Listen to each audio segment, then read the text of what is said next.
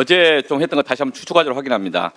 어제 매티스 씨 증언에 의하면 키 탈취, 마스터 키, 이 서명 키죠. 탈취 시점이 2020년 4월인가 뭐 했다는데 맞습니까? 이게 실제 탈취 시점이 언제라고 이해하고 있습니까?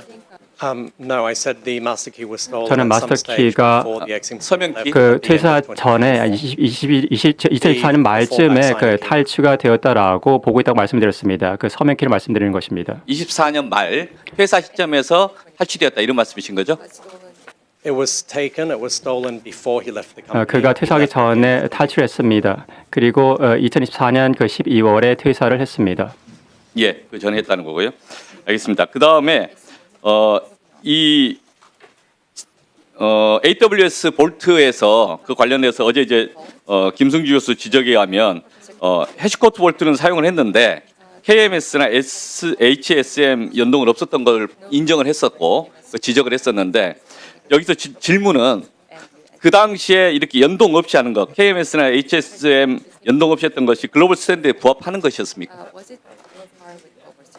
My understanding is, and via 제가 audits has been 알기로는 confirmed that 그리고 we're 감사로 operating 증명이 in 됐지만 alignment with global 저희는 standards. 글로벌 We have 스탠드에 맞게 ISO 운영을 했습니다. 27001, 저희 and our ISO key management system 연동 아니 27001 인증을 ISO 아니라 받았습니다.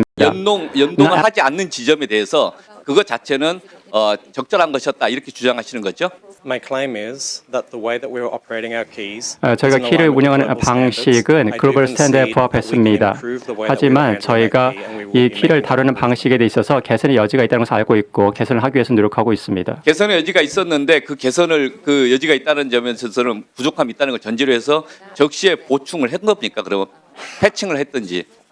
We will definitely take the learnings from this incident. 저는 이 We will make 사고로부터 improvements 교훈을 across our 받아서 entire range of security. 안보 예. 보안 전체 분야에 대해서 개선을 하도록 하겠습니다. 예, 이건 사후적으로 그렇게 하겠다는 것이 여기까지 됐습니다. 그 현장에서는 그 당시에는 못했다는 것이고요. 다음 이제 질의 넘어가겠습니다. 이건 이제 정부 관계자 됐습니다. 예, 질문 다 했습니다. 예, 다음은 정부 관계자들께 같이 말씀을 드리는 겁니다. 지금 저희들이 지적하고 있는 것은 합동조사만 이제 백영훈 장관님께 특히 이제 같이 봐주셨으면 하는 건데.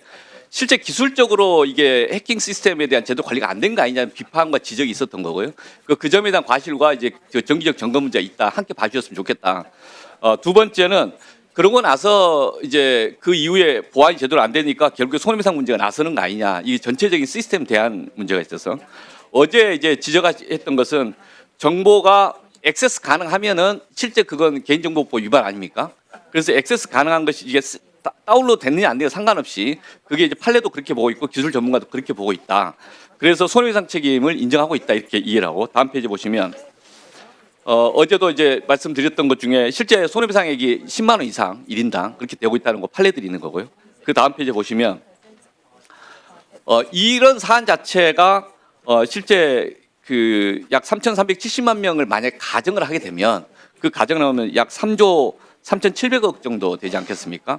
이 정도 규모면 되게 심각한 겁니다. 이것에 대해서 쿠팡 재무제표를 보니까 자본 손괴가 3조 5,735억 정도 되는 것 같습니다. 그러니까 거의 자본금 수준의 돈이 날아간 손해배상 책임이 지게 되는 겁니다. 저는 이게 되게 머티리얼, 시리어스 케이스다고 이렇게 보는데 로저스 씨는 그렇지 않다고 봐서 인식에 심각한 이제 차이가 있고 이 지점을 같이 검증을 해주셔야 될 것 같습니다.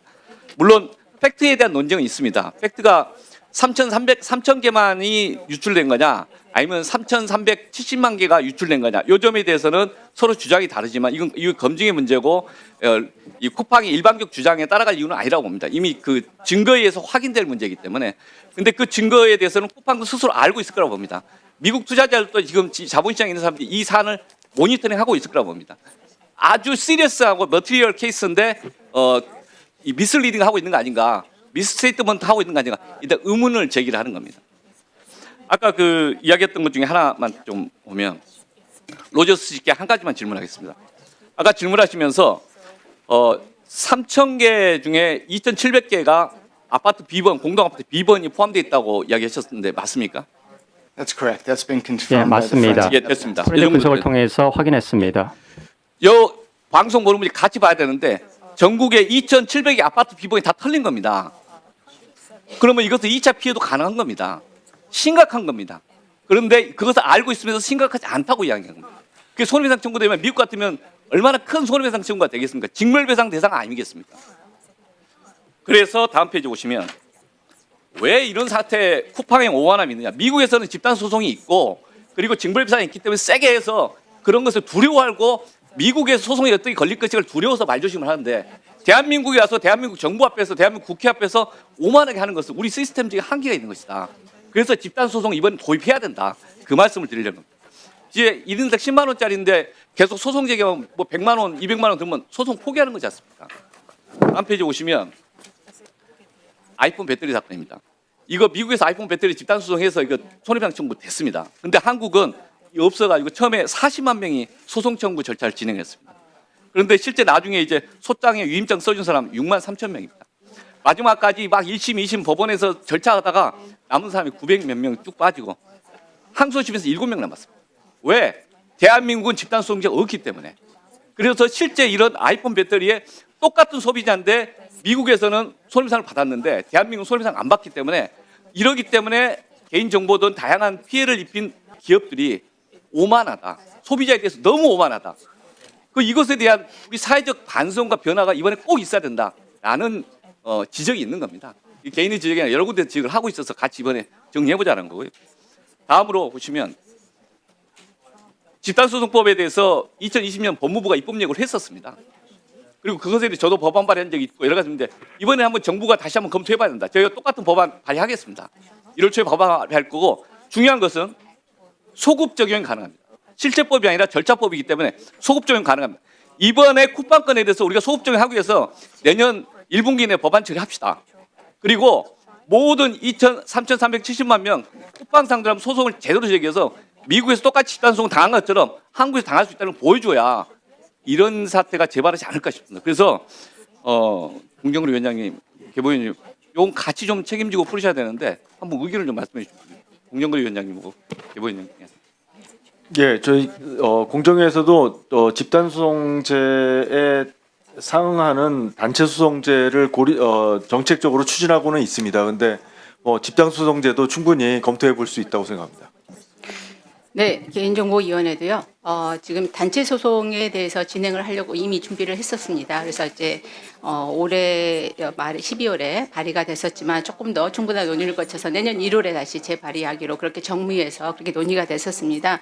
단체 소송의 의미는 저희 개인정보법상에 이제 59조에 지금 단체 소송 규정이 있습니다만 여기에는 지금 입법 행위의 금지에 관한 내용만 있습니다. 금전적 손해배상의 내용이 없습니다. 그래서 여기에 금전적 손해배상이 가능하도록 일단 이거를 넣어서 그렇게 법적 근거를 만들게 되면 사전에 집단 분쟁 조정을 거쳐서 거기서 어느 정도의 합의 기준들이 좀 마련이 되는 그런 이제 장치가 좀 있습니다. 그러면 단체 소송으로 이어지는 구조에서 실질적인 금전적 손해 배상까지 받을 수 있는 그런 이제 법적 체제를 갖게 되고요. 이거는 이제 유럽식 방식입니다만 그래서 참여하는 그런 이제 이용자들만 받을 수 있는 구조이기 때문에 최대한 많은 사람들에게 알려서 참여하게 하는 이제 그런 노력도 같이 좀 병행이 돼야 됩니다. 대신 이제 말씀하신 집단 소송제가 도입이 되게 되면 미국식이라고 하면 보통 이건 이제 옵트아웃 제도이기 때문에 본인이 빠지겠다는 별도의 의사표시를 하지 않는 한 다 같이 포함돼서 배상을 받는 구조입니다. 그래서 그런 또 집단 배상에 대한 발의가 되어 있고 또 오 의원님께서 발의하신다는 말씀을 좀 방금 들었는데 그 논의에도 적극적으로 같이 참여하도록 하겠습니다. 네, 충분히 전달이 된 것 같습니다.